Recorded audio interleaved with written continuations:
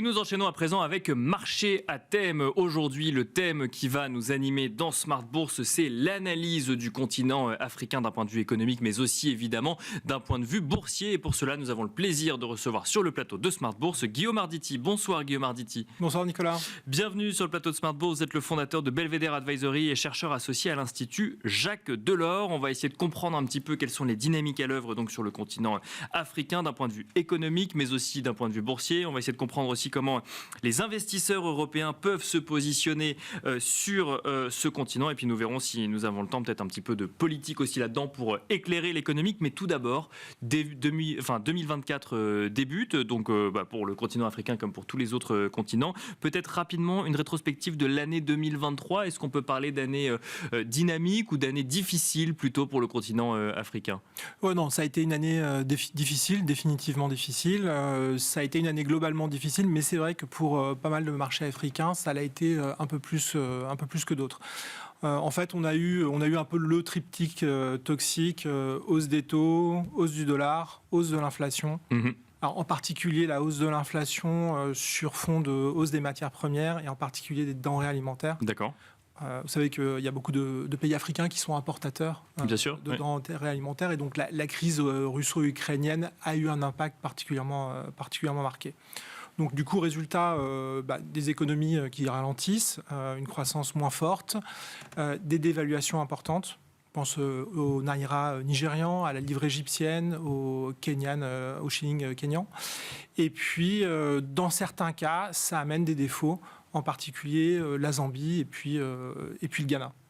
Donc voilà, donc là-dessus, un panorama assez un peu difficile pour 2023, mais tout de suite prendre un peu de recul. Oui, bien sûr, on est en 2024 déjà. On est déjà en 2024, et puis malgré tout, quand on regarde la croissance 2023, sur le continent, elle est à plus de 3%. Oui. Nos amis britanniques nous ont annoncé qu'ils étaient rentrés en récession aujourd'hui. Donc voilà, toujours remettre un petit peu de perspective dans les chiffres. Et puis même en levée de fonds, par exemple, moi j'aime bien regarder les levées de fonds sur la tech, parce que c'est toujours un secteur dynamique assez agile, un peu plus allant que d'autres. Et les niveaux de levée de fonds sur 2023 ont diminué, mais ceci étant, ils restent toujours plus élevés, quasiment 2 fois plus élevés que ceux de pré-Covid. D'accord. Donc voilà, donc on est quand même sur des tendances qui restent fortes, avec une résilience marquée. Ça veut dire que les perspectives pour 2024 sont meilleures finalement que ce qu'on a pu voir pour 2023 ? Oui, absolument. Je pense que 2023, on est arrivé sur un point bas. Là, on peut commencer vraiment à réfléchir à un retour beaucoup plus dynamique. Cette année 2023, ça a aussi été l'occasion de faire des réformes de fond pour des économies qui sont un peu les locomotives du continent. En termes de libéralisation des taux de change, d'abandon de subventions, en particulier de produits pétroliers. Donc des pays comme le Nigeria, comme le Kenya, on passait vraiment ces points durs et on retrouve des bases plus saines pour repartir. D'un point de vue boursier, est-ce que cela s'est vu sur l'année et est-ce que cette reprise pour 2024 offre éventuellement des opportunités sur certaines places boursières africaines ? Ouais, alors là, ce qui est assez surprenant, c'est qu'on voit déjà sur le début de l'année 3 émissions, 3 eurobonds.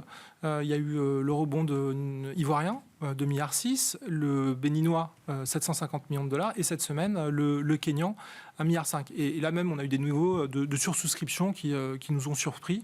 Donc là-dessus, tout de suite, on voit qu'il y a une dynamique qui est en train de se réamorcer, qui est peut-être un peu plus forte que ce que personnellement j'anticipais.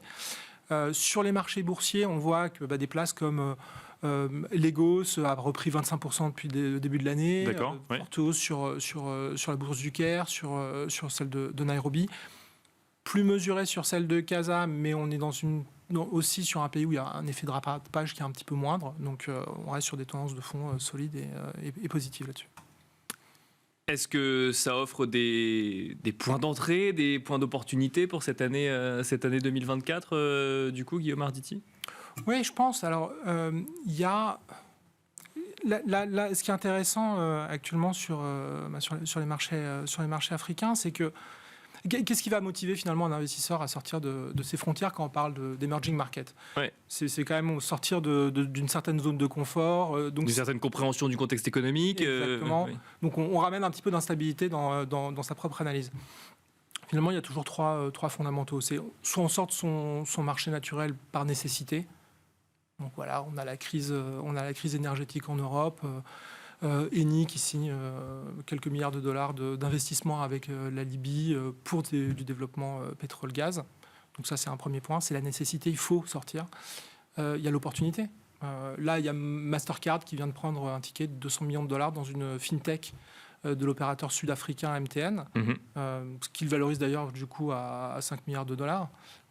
Donc là, c'est l'opportunité qui est saisie. Et en fait, sur les marchés africains, on voit qu'il y a une superposition de la nécessité et de l'opportunité pour des investisseurs européens. Donc si on reprend un peu de recul, en Europe, quels sont les secteurs essentiels aujourd'hui qui préoccupent les acteurs économiques? On a l'énergie, on vient de le mentionner. Bien sûr, oui. Le renouvelable. Donc le renouvelable, ça veut dire la production. Donc le prochain défi, c'est l'hydrogène vert. Donc l'hydrogène vert, aujourd'hui, il y a des réflexions sur les plateformes pour faire des plateformes de production au Maroc et en Namibie. Et donc, c'est des thématiques que l'on peut retrouver sur les bourses, par exemple, marocaines et en Namibie ou... Alors là, probablement, on commence plutôt à basculer sur de l'illiquide. D'accord. Ouais. Donc là, on commence vraiment à... Il y a toujours un petit peu cette dichotomie sur l'Afrique. Est-ce qu'on cherche de la liquidité, mais du coup, on reprend de la volatilité? Oui. Ou est-ce qu'on va plutôt chercher de la stabilité et puis du rendement avec des perspectives un peu stables? Et là, on perd en liquidité. D'accord. On va plutôt sur des actifs illiquides type private equity, private debt. Du non-côté, quoi. Ouais. Du non-côté, exactement. Donc là, effectivement, on parlait donc de l'hydrogène vert.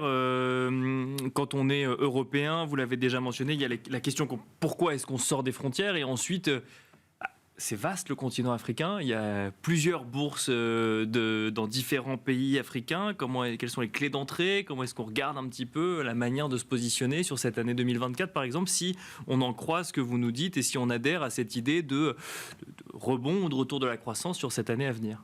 Alors, moi, ce que je regarderai maintenant sur la partie sur les pays africains, bon, il y a quand même toujours... quelques locomotives. Si on regarde actuellement sur les prévisions de croissance au travers du continent, on considère qu'il y a à peu près 12 économies sur 20 qui vont faire partie des croissances les plus rapides du globe. D'accord. Parmi lesquelles on retrouve la Côte d'Ivoire, on retrouve le Rwanda, l'Éthiopie, le Mozambique, la Tanzanie. Donc ça, c'est la première chose. La deuxième chose, c'est qu'il y a toujours cette réflexion, voilà, liquide versus illiquide. D'accord. C'est-à-dire que les gros projets d'infrastructure, par exemple, on a parlé d'hydrogène vert ou autre, on est plus sur de l'illiquide que du liquide. Sur les liquides. D'accord. Plutôt sur les liquides. Donc aujourd'hui, sortir des investissements un peu classiques liquides, ça peut vraiment avoir la peine de se positionner plutôt sur du illiquide. Quand on regarde, par exemple, le private equity global, on a actuellement 1600 milliards de dollars de poudre sèche. D'accord. Ouais. La dette privée, sur un encours de 1500 milliards de dollars, c'est 450 milliards de poudre sèche. Donc là-dessus, il va y avoir des réflexions en termes d'arbitrage à faire. À un moment où les taux commencent à être de nouveau... on commence à avoir une perspective quand même de baisse des taux. Alors si c'est pas dans 3 mois, c'est peut-être dans 6 mois. Il y a tout le questionnement, effectivement, voilà. Mais bon, il y a quand même cette idée que ça arrive un jour. On pense quand même que 2024, ça va se produire. Voilà. Et puis avec une inflation qui commence à revenir, à être sous contrôle. Donc nous, on a plutôt tendance à avoir des réflexions sur la partie liquide, en particulier sur la dette privée, dont on pense qu'elle est très adaptée aux besoins du marché africain.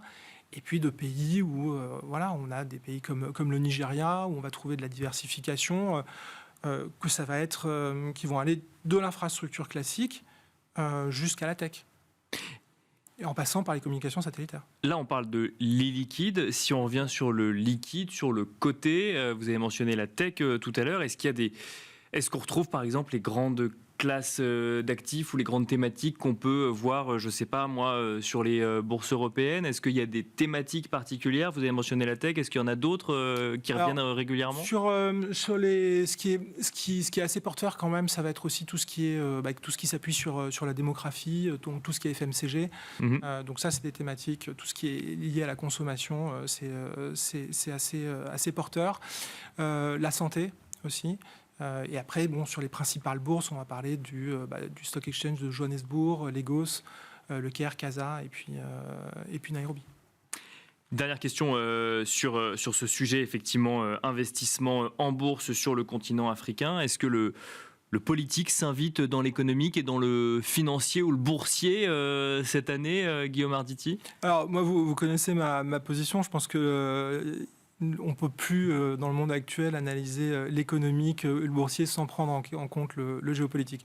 Et c'est valable d'autant plus dans les pays émergents et sur les marchés de croissance en Afrique, mais on voit aussi que c'est valable en Europe. Donc oui, le géopolitique s'invite. Évidemment, on pense tout de suite à ce qui s'est passé l'année dernière avec les coups dans le Sahel. Les coups d'État, oui. Les coups d'État dans le Sahel. On pense au Mali, au Niger, au Burkina Faso. Je pense que ce qui est important pour des investisseurs, c'est toujours essayer de garder du recul et de ne pas se laisser emporter par la déformation du prisme habituel qu'on peut avoir sur l'Afrique. Donc je vous donne deux chiffres. Quand on regarde, par exemple, ces 3 pays que j'ai mentionnés, la population globale, c'est 80 millions d'habitants. Et le PIB cumulé, il est aux alentours de 50-60 milliards de dollars. C'est, en termes de population, moins qu'un seul pays comme la République démocratique du Congo. Et en termes de PIB, ça n'est pas le PIB de la Côte d'Ivoire. Donc oui, ça a de l'importance. Bien sûr. Mais en revanche, pour bien analyser les choses, il faut toujours arriver à reprendre du recul et à garder un peu de distance et de sang-froid. Analyser l'économique à la lumière du politique, mais le politique ne fait pas l'économique. C'est ce qu'il faut comprendre. Exactement. Merci beaucoup Guillaume Arditi de nous avoir accompagnés donc dans Marché à thème, le dernier quart d'heure de Smart Bourse. Je rappelle que vous êtes fondateur de Belvedere Advisory, mais aussi chercheur associé à l'Institut Jacques Delors. Merci beaucoup. Merci Nicolas. Merci à vous également de nous avoir suivis. Smart Bourse, c'est donc tous les soirs de 17h à 18h en direct sur Bismart. Vous pouvez donc nous retrouver en replay également sur bismart.fr, sur les réseaux sociaux de Bismart. Et quant à moi, je vous dis à demain, même heure, donc 17h en direct sur Bismart.